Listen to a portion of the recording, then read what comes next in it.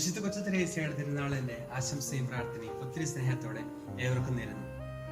24 വയസ്സ് വരെ മാത്രം ജീവിച്ച ഒരു കൊച്ചു കന്യാസ്ത്രീ, വലിയ കാര്യങ്ങൾ ഒന്നും ചെയ്തിട്ടില്ല. എന്നിരുന്നാലും ആവർത്തിയുടെ ജീവിതത്തിൽ നിന്നും ആധുനിക ലോകത്തിലെ ഏറ്റവും വലിയ വിശുദ്ധ എന്ന നാമത്തിലേക്ക് വിശുദ്ധ കൊച്ചു ത്രേസ്യയെ ഉയർത്തിയത് അപരനോടുള്ള സ്നേഹമെന്ന വലിയ പുണ്യമാണ്.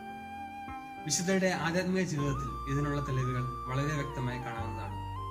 എല്ലാറ്റിനും ഉപരിയായി ദൈവത്തെ സ്നേഹിക്കുക, തന്നെ പോലെ തന്റെ അയൽക്കാരനെ സ്നേഹിക്കുക എന്ന സുവിശേഷത്തിൽ അർത്ഥവും ജീവനവും കണ്ടെത്തുകയും അതിനെ കൂടുതൽ വളർത്തുകയും ചെയ്ത വിശുദ്ധ ആവൃത്തി ജീവിതത്തിലെ ധ്യാനാവസരങ്ങളിൽ മറ്റുള്ളവർ അലോസരപ്പെടുത്തുമ്പോഴും അന്യായമായി പഴിക്കപ്പെടുമ്പോഴും വിശുദ്ധയിൽ നിറഞ്ഞിരുന്ന വലിയ പുണ്യമാണ് അവരോടുള്ള സ്നേഹം.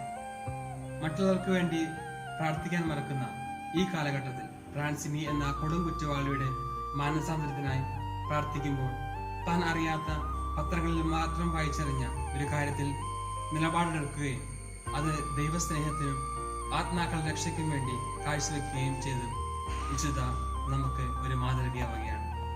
അതിനാൽ പ്രിയമുള്ള സഹോദരങ്ങളെ, നമുക്കും വിശുദ്ധയുടെ മധ്യസ്ഥം അപേക്ഷിച്ചുകൊണ്ട് അവരോടുള്ള സ്നേഹത്തിന് നമ്മളെ തന്നെ കൂടുതലായി ഒരുക്കാം. അതിനായി ദൈവം നമ്മളെ സമ്മതം